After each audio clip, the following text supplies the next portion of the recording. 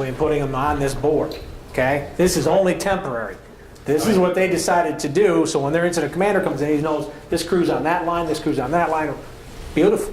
I don't think you're going to get to that, but you'll have a couple of passports that will be on the engine stuck somewhere. You need to get that Velcro on so that we can have a place to put this, and the incident commander can come in and take them and put them on the board and then manage from there. This is only going to last, maybe the first 6 or 7 minutes. However long it's taking your shift commander or chief or whoever's going to be IC number 2, the engine might. There may be times that the IC beats the engine there.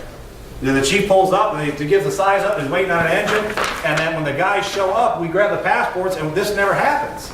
The guys are packing up and I'm going right to the board because the chief beat the engine to the scene.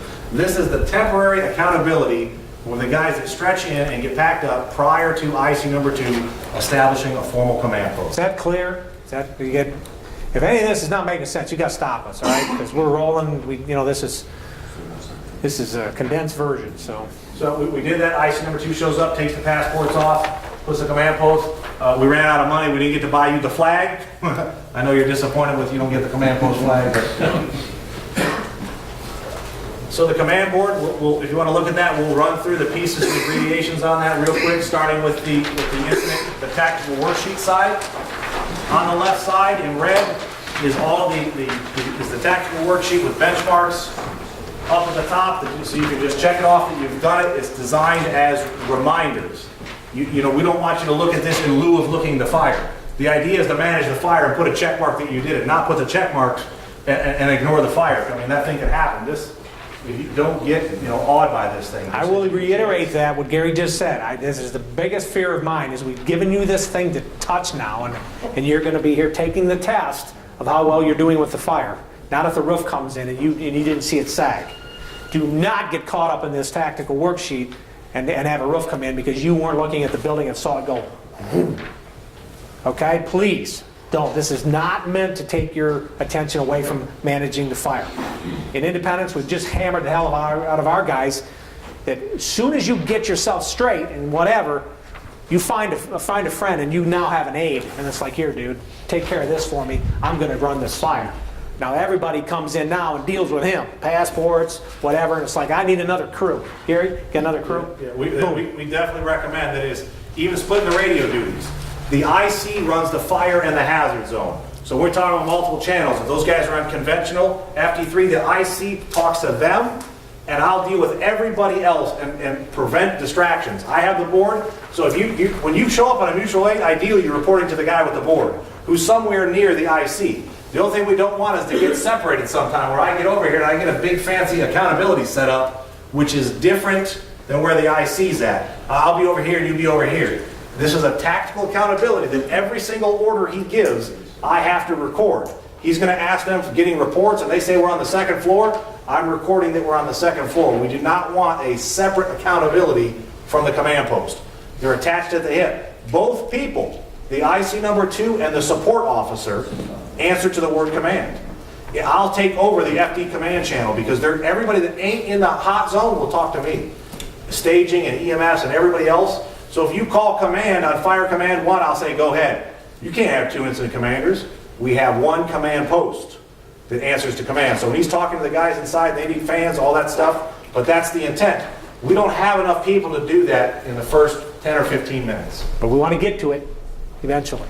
So that if this is a small fire, it is probably out before you get a support officer put together. Yep. If this thing is escalating, our goal of mutual aid's taking about 12 minutes to show up from the time we call for it en route. By the time you get out there and get your station to get down there, we're trying to get a second command officer to the scene and trying to get him in place prior to mutual aid hitting the door. So our first few guys are assigning themselves, putting the tags on the board, going inside, IC number 2's pulling the tags, trying to get a handle where everybody's at, and assigning our next couple internal crews. By the time mutual aid comes in, our goal is to have a support officer in place, take the board. When you show up in an incident, go talk to the dude with the board. He might have a command vest on, I should be right next to him, and I've got the board. I'll be taking the accountability, and he just says, we need another crew on the 2nd floor. He doesn't even know who the next crew is. I've got in my hand the next card I'm going to throw down. And when he says, we need someone on the 2nd floor, I'll put it on here, 2nd floor, you guys, he wants you to go to the 2nd floor. And there's going to be, if there's going to be a tendency for people to want to talk to the IC and the chief themselves, you have to run interference. When someone's gonna go talk to the chief, hold up, man, what do you need? Don't talk to him. And then, well, I want to ask him, he's talking to the people in the hazard zone. It could be if you already have a captain or somebody running the fire, and the chief shows up second, he don't have to be the incident commander. The chief could be the support officer. It's a great avenue for the captain to get experience and run the fire when having another command officer right attached to his hip, running the board and whispering in his ear. Get another line over there, you're losing that side, right? And so he's whispering all that in the ear, and everybody comes back, hey, great job, man. And it's just, all I did was do what the chief told me to do, right? So if it goes well, I did it. If it goes bad, the chief did it, right? So either way, somebody's got to be the IC, and then eventually, if the incident escalates past a couple lines, and this don't go out quick, the next move is try to get a support officer in place. And we aren't staffed any better than you are, so we're not here telling you we got a busload of guys showing up. So you have a mutual aid chief coming in, he could definitely become that support officer. You got to understand the system, and you got to understand how the thing works. But there's no reason why I couldn't go to Springfield, or Brandon couldn't come to us, or vice versa, however you want to do it. And the chief coming in could be the support officer to the hometown chief. That's absolutely possible. That's the point of standardizing these abbreviations, because everybody could write something different. But if you write it hand off the board and I say, what is it? You got them assigned to PS. They're pissed off? No, primary search. Oh, well, the search and rescue is SAR. So we're standardizing the abbreviations, because if this thing gets handed off, even in our own agency, I know what those abbreviations are, and then we put the floor. So if they're operating on the second floor, I got SAR2, they're on the second floor. Or if I send them into the A side, so we're trying to know where they are. There's an assignment and there's a location. So the assignment might be when you got suppression, SUPP, and they went in the A side, A, and they went to the second floor, A2. That's why the location is different than assignment. If you get good enough and you can note the time, God bless you. The first few crews, that ain't happening, man.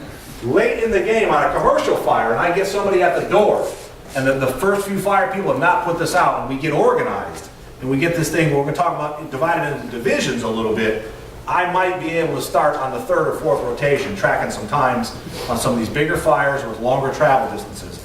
On a residential fire, the first 3, 4, 5 crews, no one's tracking the times, man. This is not happening with our staffing levels. You understand the shorthand at the top? Makes sense. I don't think we missed anything. This list was 3 times this long. We shaved it way down. We didn't want to get it crazy. This is basic firefighting stuff. It's just a way to abbreviate it, that's all. Is this the actual size of the board? Yes.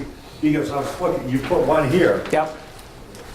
You're only going to get maybe 4 here, and you may have. You get 4 here and you get 4 over there. If you got 8, you got your hands full. There's 2 here, so you can give them 2 assignments without having to erase them. Yeah. Oh, So this passport has room for 2 different, I can write on here, cross that off and give them a new one. Did search, and then you came out, the fire was knocked down, whatever, and I recycled you, and then I put you back in as salvage. Yep, So- you use a crew 2 times, you send them one thing, go through a bottle, they come out, you leave them on there, you come back in, give them a new assignment, there's a second spot to write about that crew all over again without pulling them off. But the tactical, the benchmarks that are on here, the usual stuff that, we talk about switching radio channels, checking your pre-plan, the strategic objectives. Confirm a basement, hopefully that's a good reminder for you. Is there a basement? You've got to figure out there's a basement in these buildings. How many firefighters gone in the front door and ended up right in the basement? It's like, damn, I didn't even know we had a basement. It's 2 o'clock in the morning, it's dark, a lot of smoke. You've got to assess these buildings. You have to, if you're going to run them. Reseal is pretty common. Everybody understands what those things are. Just benchmarks. Rescues, exposures, whatever. March you down through here. Once you get caught up, take a breath, and you can kind of take a look at this. Yeah, okay, we got everything. Okay? Any problems with any of this that you don't understand? If you don't have FDCs, I'm sorry. We did this for 32 departments. I fought with a lot of departments over this to get it onto one board. This thing had wheels on it at one time. So, okay?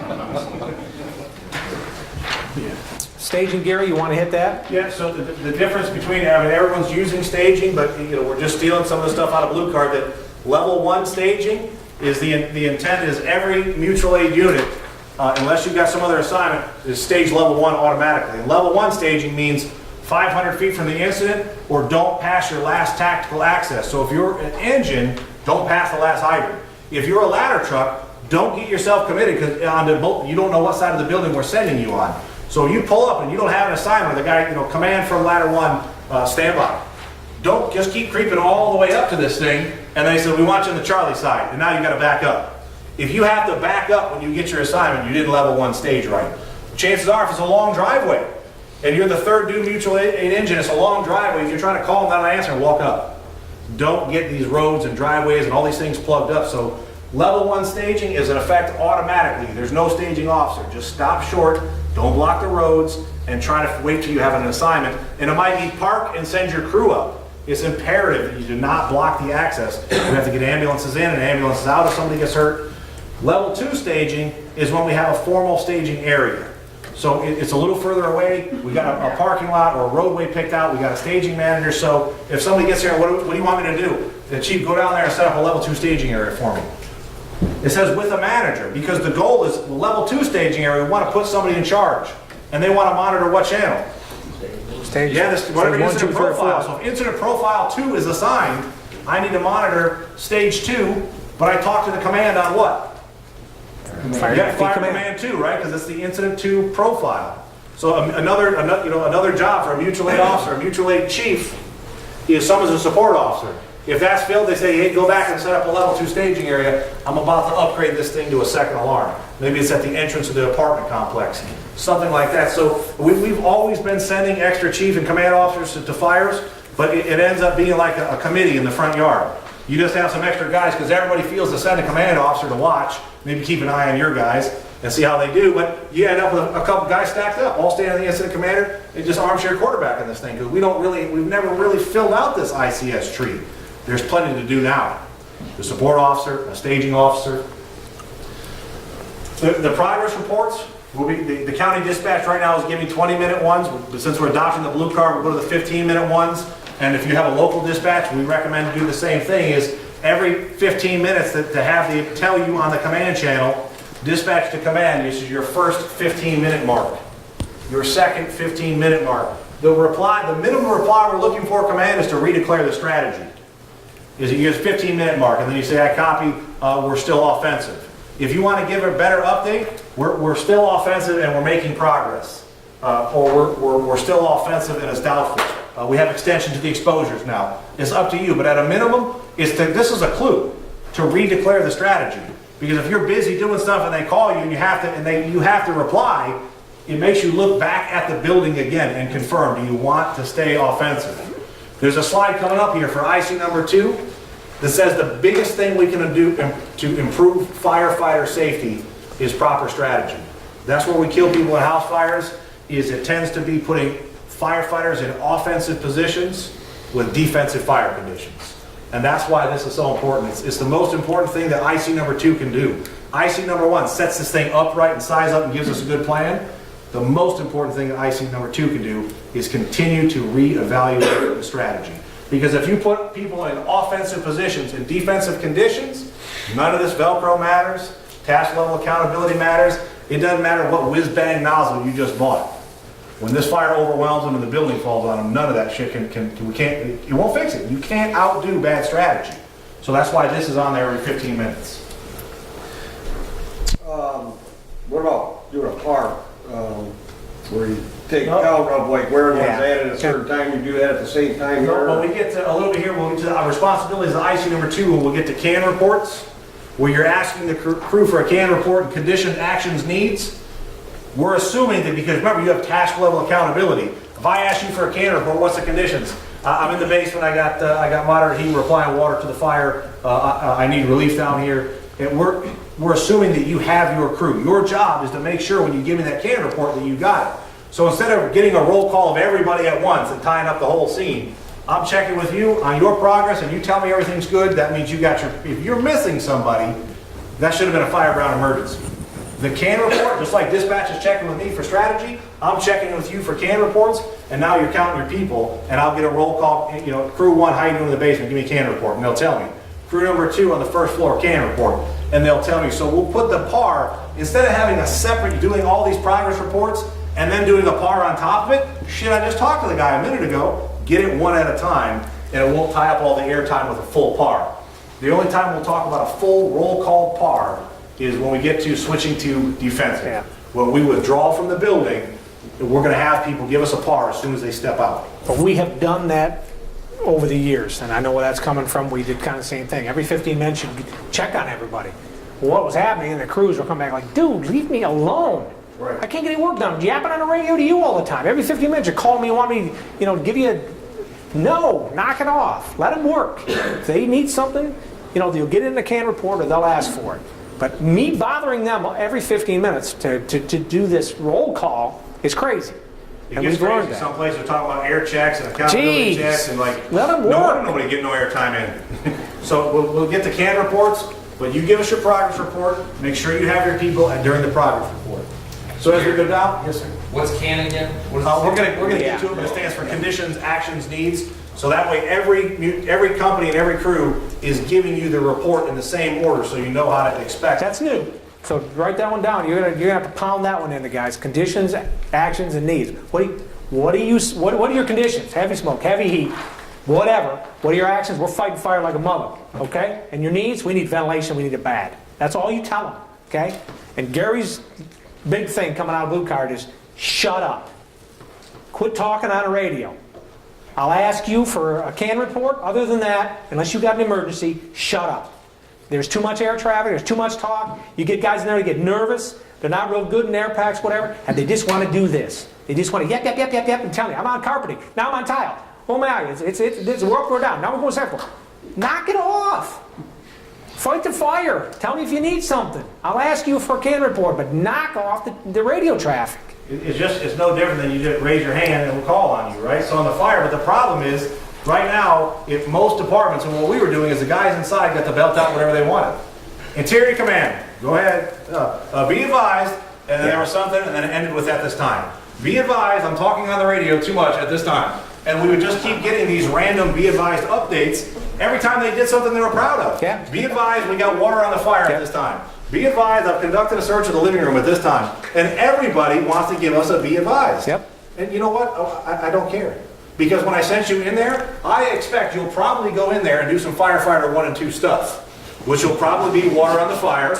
You will probably search. Hope so. If you get it for knocked down, you'll probably check for extension, and you'll probably do it in the area I sent you.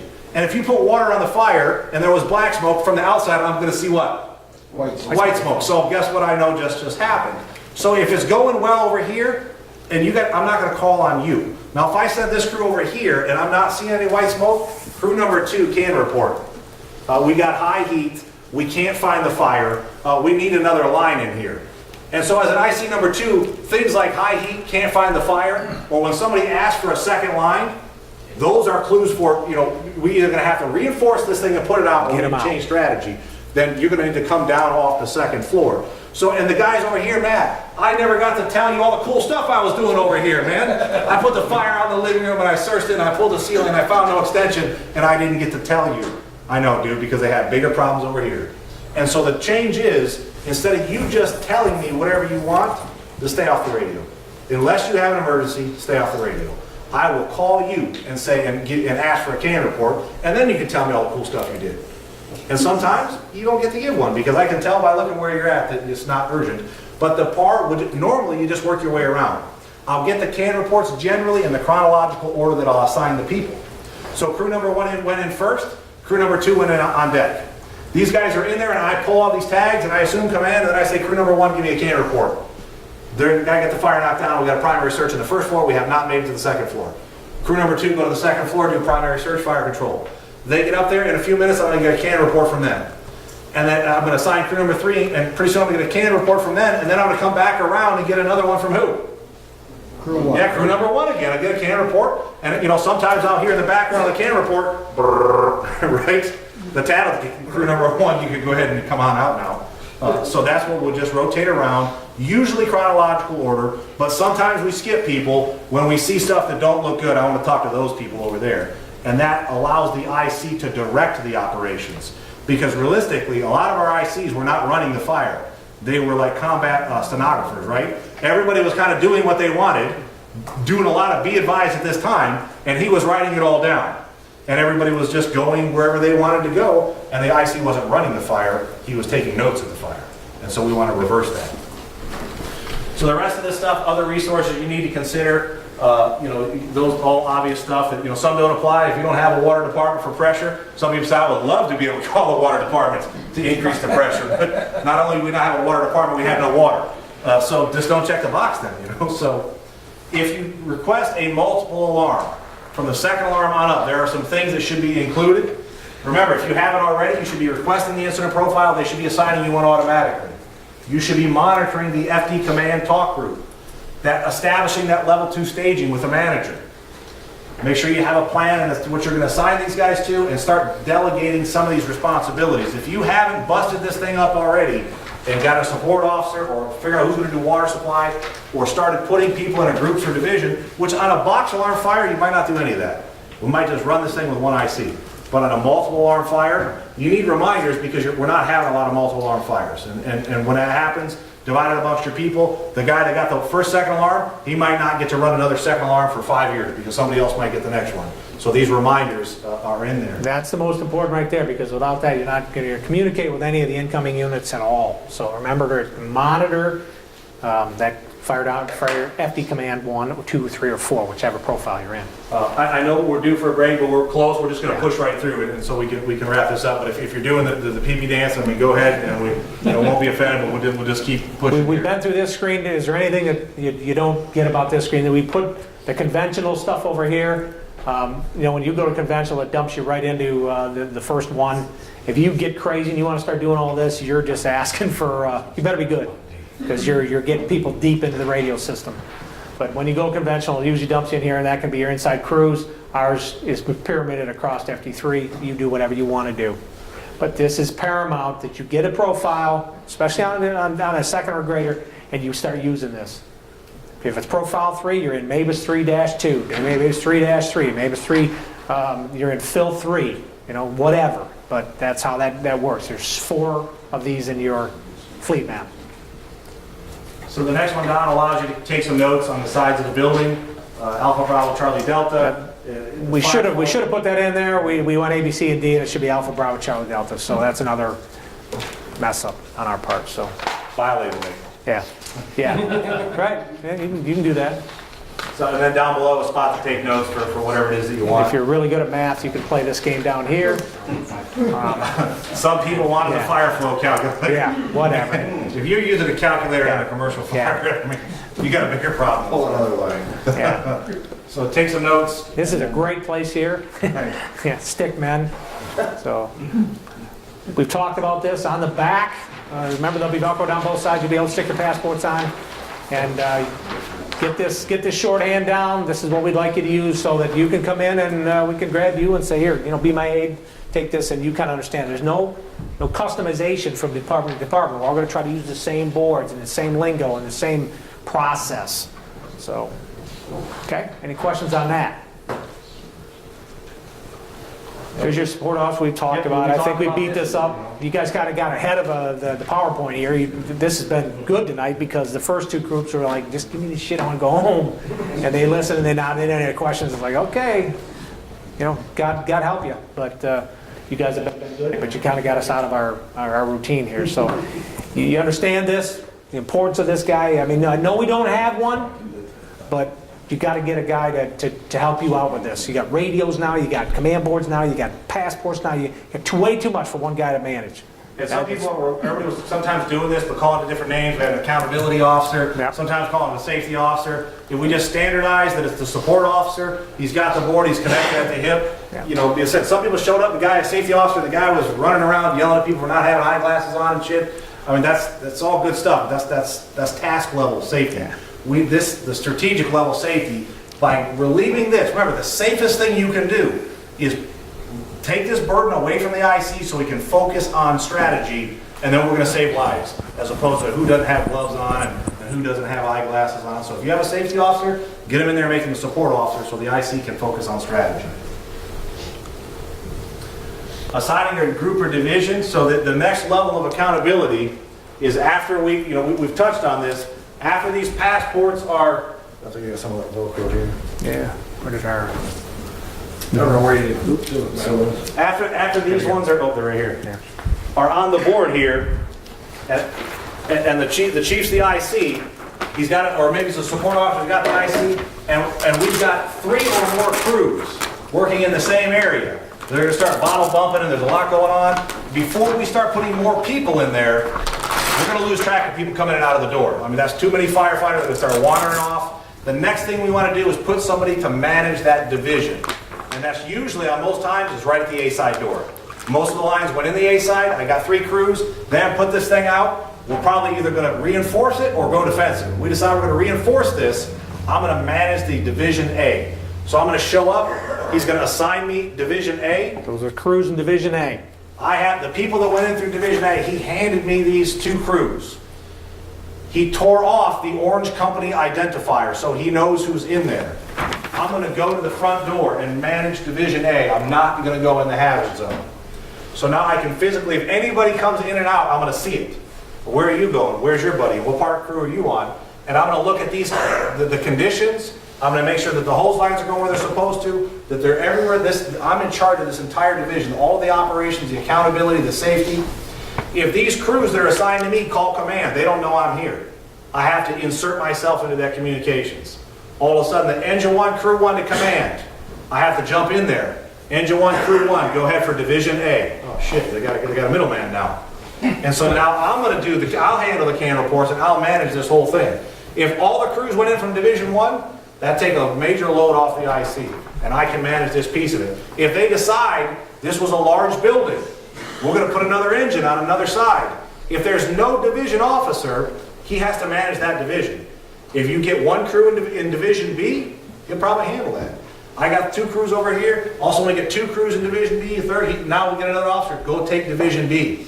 And that guy's going to show up, pull those tags off, leave them on there, and have Division B. Will they Your know, operations will in that you division. be able to tell Yeah. that crew that's inside that he's now? I could, if I'm that good, yeah, yeah. yeah. Well, I mean, just to know there's a. It's not magic, but if the guy's that good, he'll contact those 2 crews and say, you know, Highland, Engine 1, Crew 1, Engine 1, Crew 2, you report now to Chief Sharp in Division A. Copy, game, boom. I said, probably not. I'm going to show up here and I'm going to have to insert myself and just be a servant. You got to talk to him, but basically he's going to see how, hey, dude, you in there? I'm your division officer now. You're reporting to me. You know, and we've all kind of had to put somebody at the door. I mean, we never really formalized it, but I've seen plenty of command officers at the front door looking low, feeling the hose line and getting a feel for what's going on in there, probably yelling at some guys, pull the ceiling, you know, and giving them some advice. And now we're just formalizing, and I have their tags. I just don't go in the hazard zone. The passports do not go in. If it gets to the point that I got to relieve these guys, that's not going to happen. I got to give these back, but shouldn't be in the hazard zone with these passport tags. This was tough because everybody wanted to have the big board and everybody wanted to manage it all from one spot. I'll be honest with you, if you're in the back of the building in Division C, you need to have your accountability in Division C. You don't need it out here in A, you know, with a coffee pot. Because You when need we it back lose there. people, it's someone that wanders off or someone gets where they're not supposed to be. So I need to manage this, and I got to see the people that I'm supposed to have. That's the difference. This is tactical level accountability. This is not a giant dry erase board where we're doing strategic air traffic control, moving all the pieces. This is very tactical. I'm in full bunker gear, turnout gear. Some division bosses put an air pack on their back. Because if I have to get crazy, put a mask on and pull some guys out or something, some people wear an air pack, not breathing air. But you're in full turnout, you're keeping track of these things. And that's the in point warm where you zone. mean, where you enter, you come out that Yep. same way. Yeah. Yep. If these guys pop out of the basement, and I don't think they made it out, we're gonna have a problem. Yep. Because they exited the wrong exit. And like I said, this is probably not a residential fire. This is a big house, it's expanding. We're getting into commercial fire, mutual aid, multiple alarms, when you have a division in place, and I don't even know these dudes. I can't recognize them. So if they try to go out, and I see one guy, you gotta grab him by the bunker gear, like, who are you? Where are you from, and where's your buddy? Go back and get him. And 2 out, 3. So that's the point of guarding that door and operating and keeping an eye on that division. The key is the IC keeps the Orange Company identifier so he knows who is in that division. Now, And I'll just write on there, tactical I'll just stuff, put a big A on there that, you know, they're in Division A. Those crews are in Division A. I don't know who they are anymore, but I know Sharp's got them, and they're in Division A. I just put those units up there. And now, at this game, I might start keeping track of some times. I've got an idea. I'm only managing 2 crews. I start getting an idea when this is people the are problem. overdue and start calling That's for Crew CAN 2, Crew reports. 1, I don't know that. Now, That's we're why going to we get here had to to change on this. deck. Remember, if I'm running this division, I would like to have my own team backing me up right here. If something goes wrong, I want another set of guys I can inject into this problem. So I call command from Division A. Can I get another crew on deck on the Alpha side? So now he'll assign somebody, the next crew up. Instead of them being all stuck in staging, all these guys piled up in a bullpen, how long is it gonna take for them to get to where we need them to go? And I gotta call for them and get them on the radio and, you know, Alpha to command, I need another crew. That takes a long time to get all that to happen. And if the problem here is just rapid changing fire conditions, we need to put another line on this thing, I want a crew on deck, right here, my own tactical reserve. I'm watching these guys, and something's going wrong, I inject these guys. And they'll put another hose line out. I'd love for them to have their own line and be right at the door. On the Bravo side, if this thing gets big enough, or we got another cruise over there, that dude ought to have his own on-deck crew. So pull him out of staging instead of standing down here, bullshit with everybody else, talking about what, why they don't like their fire chief and what's going on in their department, right? Split them up, go over and go on deck on the Bravo side and take your stuff over there. So now if there's a problem over there, that guy's gonna be the first one to know it, and he injects the on-deck crew. Those are RIT crews. That's the first responsibility of the on-deck company. Now, if people come out and they need relief, these guys are gonna get to go in the game. When these guys come out tired, you guys are gonna get to go in and put fight some fire over here. And when I inject these guys, now what do I need? I need somebody else on deck. Command from Division Alpha, I need another crew on deck, Alpha side. And he'll send me somebody else back here. And that is how we're gonna actually save somebody. Now, if you wanna have a third layer of redundancy, and you wanna have a RIT crew with tarps with their name on it and saws and tools all laid out, you can have all that stuff too. Because these guys are gonna rotate. But when somebody gets trapped, these dudes on deck are gonna blow these guys' doors off. Because they're gonna stand around with their air packs off and they're over isolated. Now, if there's a technical problem, they get in here and something fell on somebody and they're stuck and we need a knot tied or something, these guys are gonna come do all that. But the first people to get a hold of this guy that's lost or out of air or getting overrun by fire is the on-deck company. So that on-deck assignment is something we recommend we start trying to use. It's a great place for a mutual aid company. Sometimes people show up, we kind of got this thing knocked down, I don't know if I need you. If there's not somebody on deck and somebody else shows up, put them on deck. It's a layer of redundancy, gives them assignment, puts them in play, and gets them accounted for. Gary, you want to cover this here? Or- Yeah, if we go to IC number 2, I think we've got a couple slides All right, for you ready? Recycle versus... So IC number 2, we'll jump through this real quick because we've hit most of these. IC number 2 shows up, does the command transfer over the radio. We used to always preach face-to-face, and IC number 1 had it on the outside. IC number 1's on fast attack mode, he's on the inside now. So with the command transfer, I call them Chief 2 to command. I copy, you got crew number 1 operating on the first floor, you have crew number 2 on deck on the A side, is that correct? That's correct. I'm assuming command from out here. Dispatch from Chief 2, I'll be assuming Main Street Command. So I did the command transfer, I've taken the board, and what did I get off the engine? The accountability tags. I made the notes where these guys are at, and now I'm gonna get CAN reports, because I talked to IC number 1, and crew number 1 from command CAN report, and he's gonna give me some of the progress. I'm gonna use that information to keep confirming my strategy. If I'm hearing stuff like making progress, knocking down the fire, all that stuff, we're probably staying in the offensive strategy. When I start hearing things like high heat, can't find the fire, requesting a second line, the guys inside will never say, I recommend we go defensive. They will just keep asking for more lines, right? Can we get a 4th line in here? No, you cannot have, a 4th line. So those are the triggers to change strategy. And so we hit that this is the most important thing to save lives, is let the IC focus on the strategy. This building, do we have this picture? On the next slide, if you have heavy fire in the attic space with this type of construction, what's the strategy? Get out of there. Yeah, we know it's defensive. We all sit here and we know that, and none of us would plug them in there until it's dark, and this thing is unfolding quickly, and you come from this side. And this is your town. Yeah, we